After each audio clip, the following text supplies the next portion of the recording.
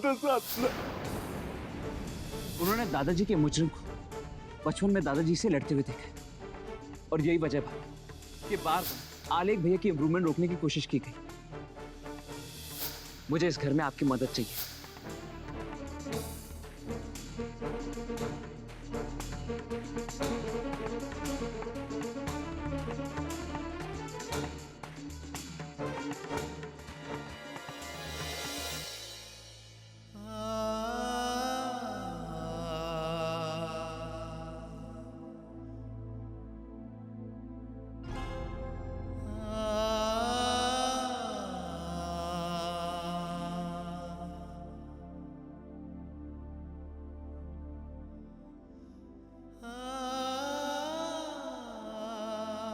आलेख जी, लीजिए आरती ले लीजिए।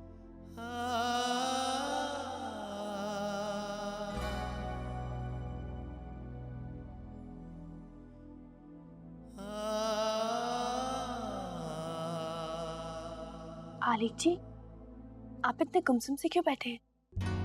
मुझे नहीं बताएंगे क्या? आलेख जी, जब आप ऐसे चुपचाप बैठते हो ना तो मुझे बिल्कुल अच्छा नहीं लगता। चलिए लूडो खेलते हैं। हाँ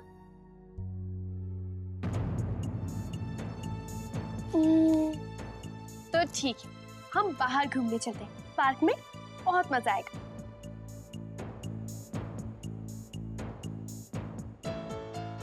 ये नहीं वो नहीं तो फिर क्या, बोलिए।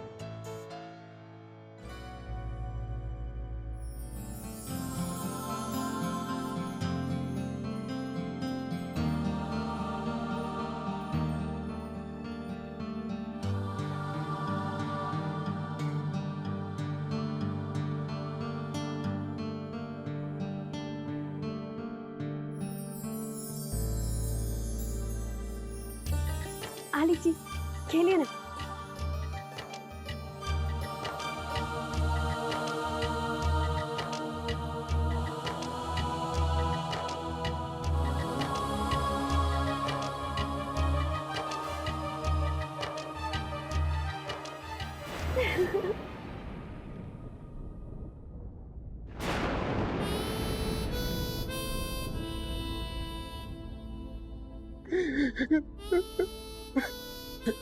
आलेख जी चलिए। आलेख जी क्या हुआ? आप क्या? साधना, सॉरी, मेरी वजह से कल जो भी कुछ हुआ उसके लिए सॉरी साधना। आलेख जी सॉरी किस लिए बोल रहे हैं आप? मैंने इतनी कोशिश की है कि ये डर मेरे दिमाग से निकल जाए, लेकिन ये डर मुझे नहीं छोड़ता साधना।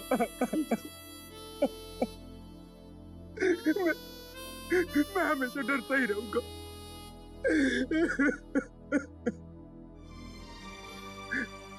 बहुत बुरा डर है ये, बहुत बुरा।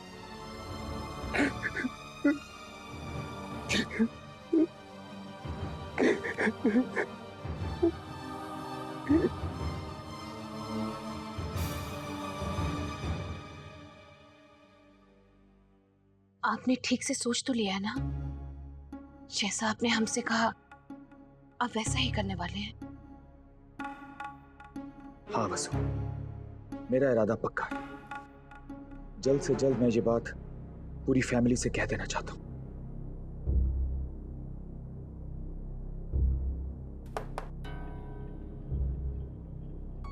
हाँ शंकर, क्या बात है शंकर? बोलो शंकर, बात क्या है? जी मैडम जी, वो साधना बहुरानी स्टोर रूम की चाबी मंगा रही है।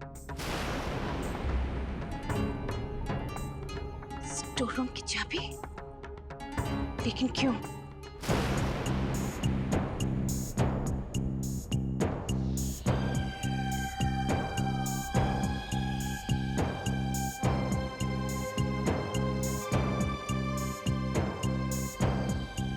हे भगवान, मुझे शक्ति देना।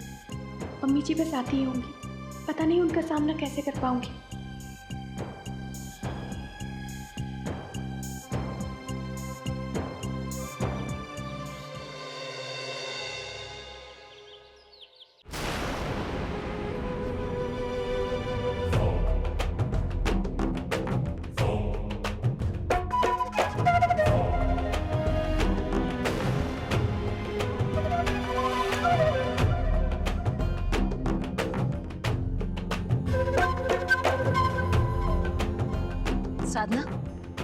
तुमने स्टोर रूम की चाबी मंगवाई थी?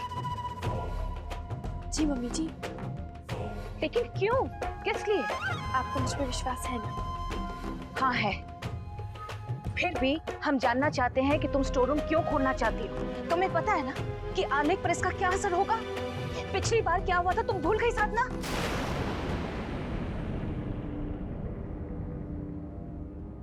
आपको मुझ पर विश्वास है ना? तो फिर चाबी दे दीजिए ना।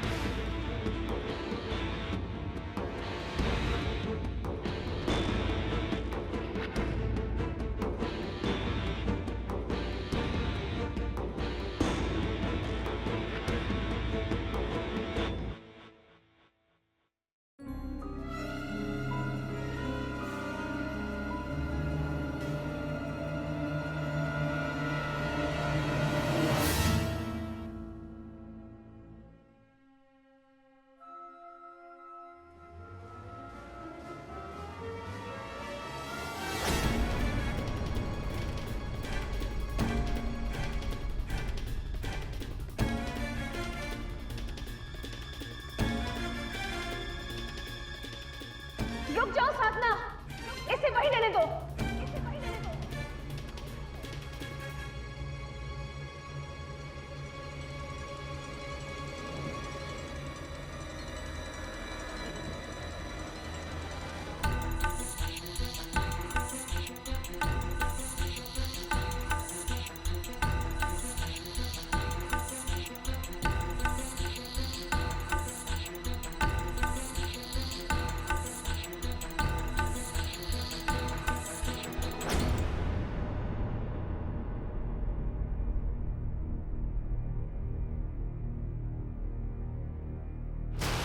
ये क्या कर रही हो तुम?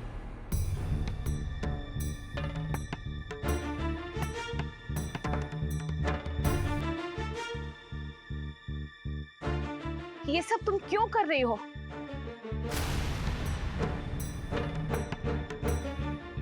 और अगर इसकी कोई वजह है तो हमें बताओ, हम जानना चाहते हैं।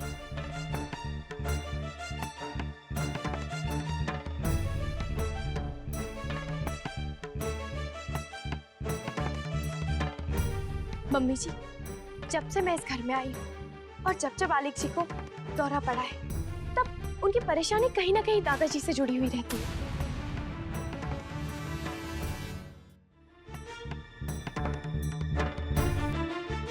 देखिए, इनकी तस्वीर पे तो धूल जमी हुई है, पर आलिक जी की जिंदगी में इनकी तस्वीर एकदम साफ है और बहुत मायने भी रखती है। बहुत प्यार करते हैं वो अपने दादाजी से, पर फिर भी इनकी याद के बारे में सोचते ही वो परेशान हो जाते हैं। ये सब तो हम पहले से जानते हैं, और पुरानी बातें कुरेदने से क्या फायदा? इसे कुछ नहीं होने वाला। क्योंकि छोटी माँ, आप नहीं जानती कि आलिक जी क्या लिखते रहते हैं। मैंने पढ़ा है और मैंने ये भी देखा है कि उन बातों का उन पर क्या असर होता है। ऐसा क्या लिखा है आलिक ने साधना? बताओ क्या लिखा है?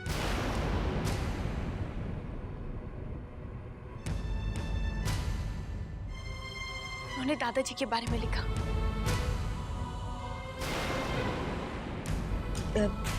क्या लिखा है उसने दादाजी के बारे में?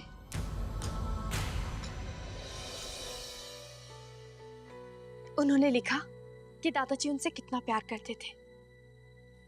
उन्होंने लिखा कि उन्हें दादाजी से कितना लगाव था। ये भी लिखा कि वो उनके बिना जी नहीं पाएंगे। और फिर उन्होंने उस दिवाली की रात के बारे में लिखना शुरू किया।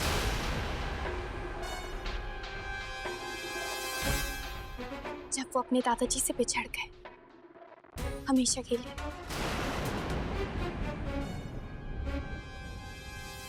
क्या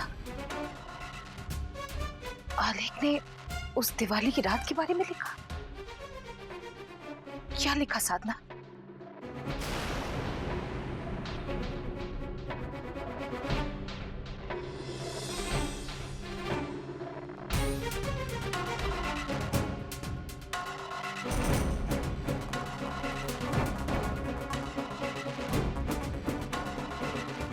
साधना, वो दिवाली की रात के बारे में आलिक ने क्या लिखा है?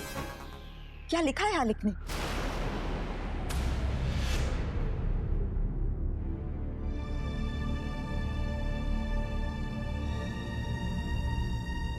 भाभी, हाँ भाभी, बताइए ना, आलेख भैया ने क्या लिखा? बोलिए ना भाभी, क्या लिखा आलेख भैया ने?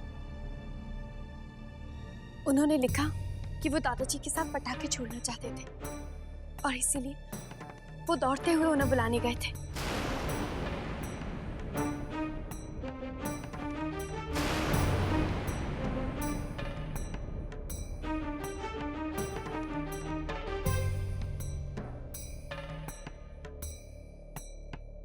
और फिर आलिक जी ने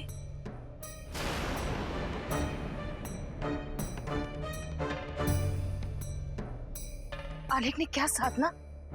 बताओ हमें। और फिर उन्होंने सब कुछ लिखना बंद कर दिया क्योंकि वो बहुत डर गए थे।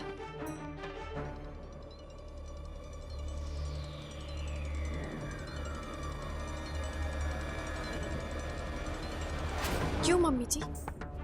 अगर आलेख जी के मन में दादाजी के लिए इतनी अच्छी यादें हैं तो फिर वो उनकी बातों से इतना डरते क्यों? क्यों हमने ये दादाजी की तस्वीर उनसे छुपा के रखी हुई है? अगर कोई बुरी बात या भयानक याद उनसे जुड़ी हुई है तो बेहतर यही है ना कि हम ये सच्चाई का सामना करवाएं और उनके मन से ये डर हमेशा के लिए खत्म करवा दें।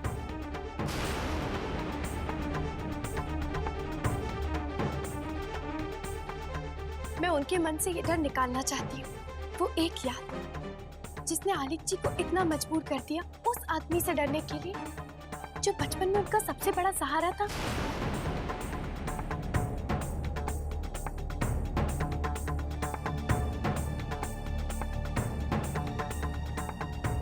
मैं जानना चाहती हूँ कि आखिर उस रात ऐसा हुआ क्या था।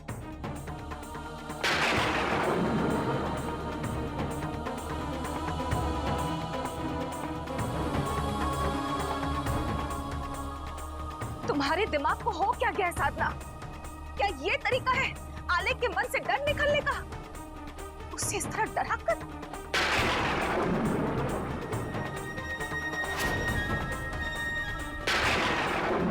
मेरे ख्याल से साधना भाभी बिल्कुल ठीक कह रही हैं। हमें दादाजी की तस्वीर हॉल में लगा देनी चाहिए।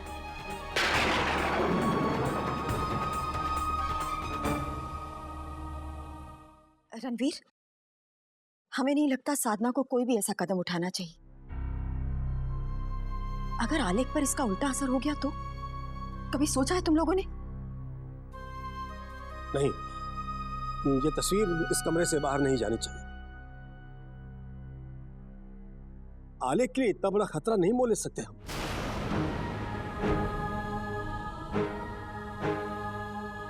अतीत की राह को कुरेदना नहीं चाहिए।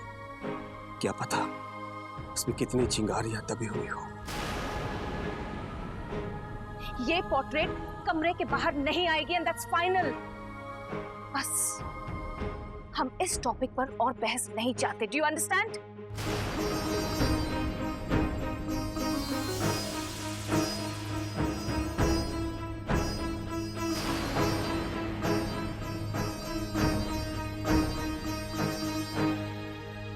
शंकर, इस पोर्ट्रेट को अंदर करो और दरवाजा लॉक करो। जी।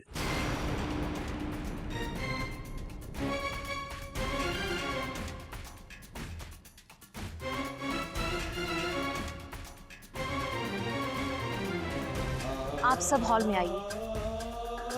इंद्रजीत एक इंपॉर्टेंट अनाउंसमेंट करना चाहती है।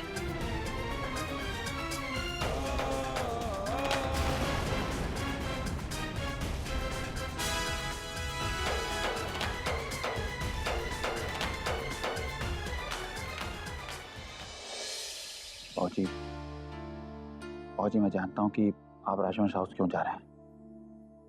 आप वहां जाकर रणवीर जी से जो भी बात कीजिएगा वहां के हालात देखकर कीजिएगा। पता नहीं वो किस दौर से गुजर रहे होंगे।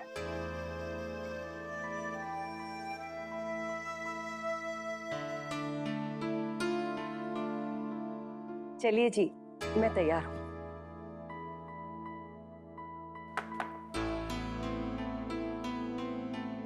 प्रकाश चंद जी हैं? जी मैं हूं, आइए।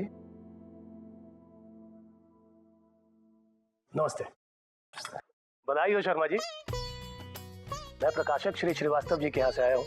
आपके लिए बहुत अच्छी खबर है। आपकी किताब की जोरदार बिक्री हो रही है। लोगों को बहुत पसंद आई है आपकी किताब। इतना ही नहीं, ललित साहित्य धारा के वार्षिक पुरस्कार के लिए आपका नाम नॉमिनेट भी हुआ है। बधाई हो।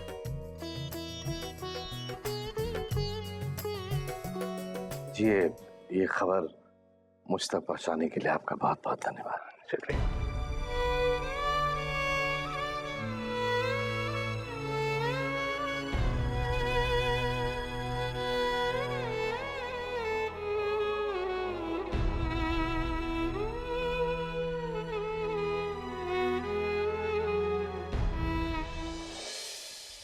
आज मैंने एक बहुत ही जरूरी फैसला लिया है।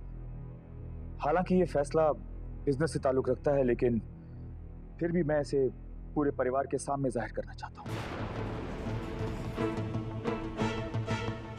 भाई साहब, ऐसा कौन सा फैसला है जो हम सबको बताना जरूरी हो गया? डॉक्टर ने मुझे साफ कह दिया है कि अगर मैं अपनी सेहत में सुधार चाहता हूं तो मुझे घर में रहकर ही कुछ दिन पूरा आराम करना होगा। ऑफिस जाने से मना कर दिया है उन्होंने।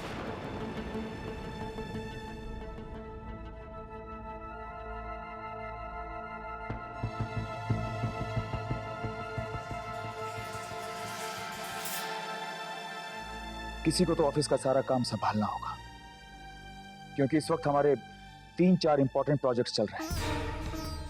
ऐसी हालात में हमें कोई ऐसा चाहिए जो अपनी जिम्मेदारियां समझता हो, कोई ऐसा जो बिजनेस को अपनी टॉप प्रायोरिटी मानकर इमरजेंसी सिचुएशंस को हैंडल करने के लिए ऑफिस में मौजूद रह सकता हो, कोई ऐसा जिसे अपनी मनमानी से ज्यादा अपने फर्ज की फिक्र हो।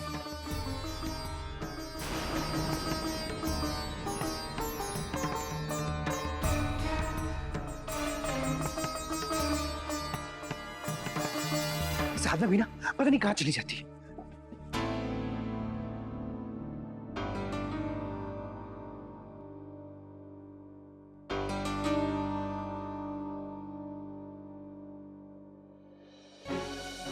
और इस बार मैं किसी गलत आदमी पर विश्वास करके कोई रिस्क नहीं उठाना चाहता।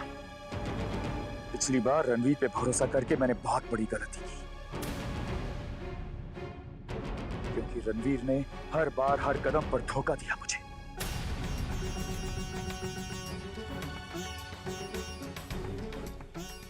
इसलिए मैंने ये तय किया है कि जब तक मैं ऑफिस नहीं जा पाता तब तक बिजनेस की सारी जिम्मेदारियां signing authority, I mean power of attorney, Naveen को सौंप दी जाए। नवीन को सौंप दी जाए।